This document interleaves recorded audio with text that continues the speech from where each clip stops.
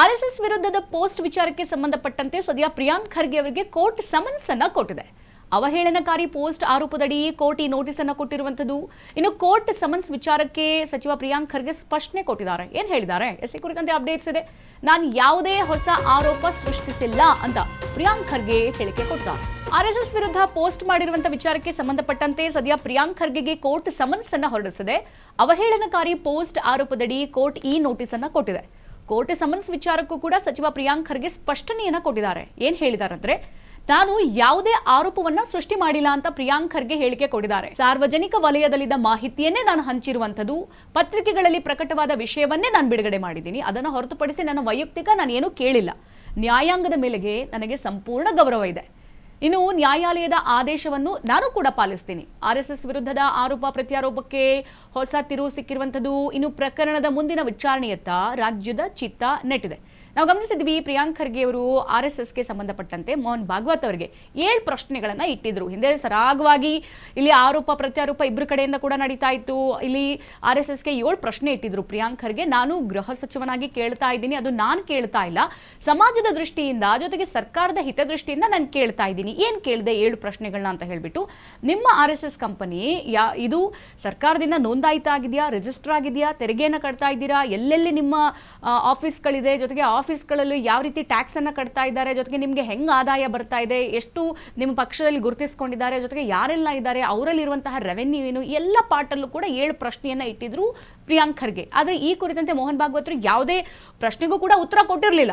So ಹಾಗಾಗಿ ಪತ್ರ ವಿಚಾರಕ್ಕೆ ಸಂಬಂಧಪಟ್ಟಂತೆ ಇವ್ರು ಅವ್ರ ಮೇಲೆ ಆರೋಪ ಹಾಕೋದು, ಅವ್ರು ಇವ್ರ ಮೇಲೆ ಆರೋಪ ಹಾಕೋದು, ಮತ್ತೊಂದ್ ಕಡೆಗೆ ಇದೇ ಪ್ರಿಯಾಂಕ್ ಖರ್ಗೆ ಅವ್ರಿಗೆ ಜನರು ಬೇರೆ ಪ್ರಶ್ನೆಯನ್ನು ಇಟ್ಟಿದ್ರು. ನೀವು ಆರ್ಎಸ್ಎಸ್ ವಿಚಾರನ ಹೊರತುಪಡಿಸಿ ರಾಜ್ಯದಲ್ಲಿ ಬಹಳ ಆಡಳಿತ ಆಗ್ಬೇಕಾಗಿರುವಂತ, ಜೊತೆಗೆ ಅಭಿವೃದ್ಧಿ ಆಗ್ಬೇಕಾಗಿರುವಂತ ವಿಚಾರಗಳಿದೆ, ಅದರ ಹತ್ರ ಗಮನ ಹರಿಸಿ ಅಂತ ಹೇಳ್ಬಿಟ್ಟು ಅವರಿಗೆ ಒಂದಷ್ಟು ಕಿವಿ ಮಾತನ್ನ ಹೇಳಿದ್ರು. ಆದ್ರೆ ಯಾಕೋ ಪ್ರಿಯಾಂಕ್ ಖರ್ಗೆ ಆರ್ಎಸ್ಎಸ್ ವಿಚಾರ ಬಿಟ್ಟಂತಿಲ್ಲ. ಅವ್ರು ಹೇಳಿದಿಷ್ಟೇ, ನಾನು ವೈಯಕ್ತಿಕವಾಗಿ ತೆಗೆದುಕೊಂಡಿಲ್ಲ, ನಾನು ಇದನ್ನ ನಮ್ಮ ಹಿತಾಸಕ್ತಿಯಿಂದ, ದೇಶ ಆಗಿರ್ಬೋದು, ರಾಜ್ಯ, ಇದರ ಹಿತಾಸಕ್ತಿಯಿಂದ ಆರ್ಎಸ್ಎಸ್ಗೆ ಪ್ರಶ್ನೆ ಇಟ್ಟಿದೆ ಅಂತ ಹೇಳಿದ್ರು. ಸದ್ಯ ಈಗ ಅವ್ರೇನು ಹೇಳಿಕೆಯನ್ನು ಕೊಟ್ಟಿದ್ರಲ್ಲ, ಈ ಆರ್ಎಸ್ಎಸ್ ವಿರುದ್ಧ ಅವಹೇಳನಕಾರಿ ಪೋಸ್ಟ್ ಮಾಡಿರೋದು, ಈ ಎಲ್ಲ ಆರೋಪದ ಮೇಲೆ ಸದ್ಯ ಗೃಹ ಸಚಿವ ಪ್ರಿಯಾಂಕ್ ಖರ್ಗೆಗೆ ಕೋರ್ಟ್ ಸಮನ್ಸ್ ಅನ್ನ ಕೊಟ್ಟಿದೆ. ಇನ್ನು ಈ ಕುರಿತು ಮಾತನಾಡಿದ್ದಾರೆ ಪ್ರಿಯಾಂಕ್ ಖರ್ಗೆ. ಆರ್ಎಸ್ಎಸ್ ಬಗ್ಗೆ ನಾನು ಯಾವುದೇ ಹೊಸ ಆರೋಪವನ್ನ ಮಾಡಿಲ್ಲ, ಜನರು ಈಗಾಗಲೇ ಹೇಳಿರೋ ಮಾಹಿತಿಯನ್ನೇ ನಾನು ಕೂಡ ಪುನರುಚ್ಚರಿಸಿದ್ದೀನಿ, ಪತ್ರಿಕೆಗಳಲ್ಲಿ ಪ್ರಕಟವಾಗಿದ್ದ ವಿಷಯವನ್ನೇ ನಾನು ಕೇಳಿದ್ದೀನಿ, ಅದರಲ್ಲಿ ಏನ್ ತಪ್ಪಿದೆ ಅಂತ ಸಮರ್ಥಿಸಿಕೊಂಡಿದ್ದಾರೆ. ಅದ್ರ ಜೊತೆಗೆ ನ್ಯಾಯಾಂಗದ ಮೇಲೆ ಸಂಪೂರ್ಣ ಗೌರವ ನನಗಿದೆ, ಕೋರ್ಟ್ ಯಾವ ಆದೇಶ ಕೊಡುತ್ತೋ ನಾನು ಕೂಡ ಅದನ್ನ ಪಾಲಿಸ್ತೀನಿ ಅಂತ ಸ್ಪಷ್ಟಪಡಿಸಿದ್ದಾರೆ. ಹಾಗೆ ಆರ್ಎಸ್ಎಸ್ ಕುರಿತ ಈ ವಿವಾದ ರಾಜ್ಯ ರಾಜಕೀಯದಲ್ಲಿ ಈಗ ಮತ್ತೆ ತೀವ್ರ ಚರ್ಚೆಗೆ ಕಾರಣ ಆಗಿದೆ. ಕೋರ್ಟ್ ಸಮನ್ಸೆಯನ್ನು ಹೊರಡಿಸಿದೆ ಪ್ರಿಯಾಂಕ್ ಖರ್ಗೆ, ನನ್ನ ವೈಯಕ್ತಿಕವಾಗಿ ಕೇಳಿಲ್ಲ ಅಂತ ಹೇಳಿದ್ದಾರೆ. ಮುಂದಿನ ದಿನಗಳಲ್ಲಿ ಇದು ಮತ್ತೆ ಯಾವ ತರದ ಸಾಧಕ ಬಾಧಕಗಳ ಹತ್ರ ತಿರುಗುತ್ತೆ ಅನ್ನೋದನ್ನ ಕಾದು ನೋಡಬೇಕಾಗಿದೆ. ಇದೇ ಕುರಿತಂತೆ ಪ್ರಿಯಾಂಕ್ ಖರ್ಗೆ ಮಾತನಾಡಿದ್ದಾರೆ. ಏನ್ ಹೇಳಿದ್ದಾರೆ ಬನ್ನಿ ನೋಡ್ಕೊಂಬೋಣ. ಅಂತ ಹೇಳಿರೋದು ಇವರೇ, ನಾವು ಯಾವುದೋ ನಮ್ಮ ಒಂದು ವಿಚಾರಕ್ಕೆ, ಕೇರಳ ವಿಚಾರಕ್ಕೆ ಅದನ್ನು ಪ್ರತಿಪಾದಿಸಿದ್ದಕ್ಕೆ ಅದಕ್ಕೆ ಇವತ್ತು ಸಮನ್ಸ್ ಕೊಟ್ಟಿದ್ದಾರೆ. ಆರ್ಎಸ್ಎಸ್ ಬಗ್ಗೆ ನಾನೇನು ಸೃಷ್ಟಿ ಮಾಡಿಲ್ಲ, ಸಾಮಾನ್ಯ ಜನರ ಮಾಹಿತಿ ಏನಿದೆ ಅದನ್ನೇ ಪುನರುಚ್ಚರಿಸಿದೆ. ಕೆಲವು ಪತ್ರಿಕೆಗಳಲ್ಲಿ ಏನು ಬಂದಿದೆ ಅದನ್ನು ನಾನು ಪ್ರಕಟಣೆ ಮಾಡಿದ ಹೊರತು ಇವು ಯಾವುದೂ ಇನ್ಫಾರ್ಮೇಷನ್ ನಂದಲ್ಲ. ಒಬ್ಬ ಕೇರಳ ಮೂಲದ ವ್ಯಕ್ತಿ ಆರ್ಎಸ್ಎಸ್ ಶಾಖಾನಲ್ಲಿ ಅತ್ಯಾಚಾರಕ್ಕೆ ಒಳಗಾಗಿದ್ದಾನೆ ಅಂತ ಹೇಳಿ ಸ್ಯೂಸೈಡ್ ನೋಟಲ್ಲಿ ಬರೆದು ಸ್ಯೂಸೈಡ್ ಮಾಡ್ಕೋತಾನೆ ಅಂದರೆ ಅದು ಎಲ್ಲ ಇದರಲ್ಲೂ ರಿಪೋರ್ಟ್ ಆಯಿತು ಮಾಧ್ಯಮದಲ್ಲಿ.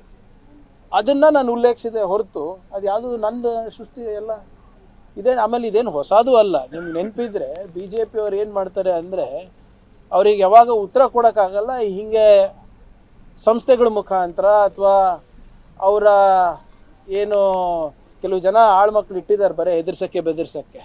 ಹೋದ ಬಾರಿ ನಿಮ್ಗೆ ಗೊತ್ತಿದೆ ಯಾವ ರೀತಿ ನಮಗೆಲ್ಲ ಬೆದರಿಕೆಯನ್ನು ನೀಡಿದ್ರು ಅವರು. ಸೊ ಆದ್ದರಿಂದ ಇದು ಯಾವುದು ಹೊಸದು ನನಗೂ ಅಲ್ಲ ಅವರಿಗೂ ಅಲ್ಲ. ಏನಿದ್ರು ನಾನು ಸಂವಿಧಾನವನ್ನು ಪಾಲನೆ ಮಾಡ್ತೀನಿ, ಕಾನೂನನ್ನು ಪಾಲನೆ ಮಾಡ್ತೀನಿ, ಕೋರ್ಟ್ ಆದೇಶ ಏನಿದೆ ಅದನ್ನು ಪಾಲನೆ ಮಾಡಿ. ನೋಡಿ ಇವರೇ ಏನಂತ ಹೇಳಿರೋದು ಇವರೇ, ನಾವು ಯಾವುದೋ ನಮ್ಮ ಒಂದು ವಿಚಾರಕ್ಕೆ, ಕೇರಳ ವಿಚಾರಕ್ಕೆ ಅದನ್ನು ಪ್ರತಿಪಾದಿಸಿದ್ದಕ್ಕೆ ಅದಕ್ಕೆ ಇವತ್ತು ಸಮನ್ಸ್ ಕೊಟ್ಟಿದ್ದಾರೆ. ಆರ್ಎಸ್ಎಸ್ ಬಗ್ಗೆ ನಾನೇನು ಸೃಷ್ಟಿ ಮಾಡಿಲ್ಲ, ಸಾಮಾನ್ಯ ಜನರ ಮಾಹಿತಿ ಏನಿದೆ ಅದನ್ನೇ ಪುನರುಚ್ಚರಿಸಿದೆ. ಕೆಲವು ಪತ್ರಿಕೆಗಳಲ್ಲಿ ಏನು ಬಂದಿದೆ ಅದನ್ನು ನಾನು ಪ್ರಕಟಣೆ ಮಾಡಿದ ಹೊರತು ಇವು ಯಾವುದು ಇನ್ಫಾರ್ಮೇಷನ್ ನಂದಲ್ಲ.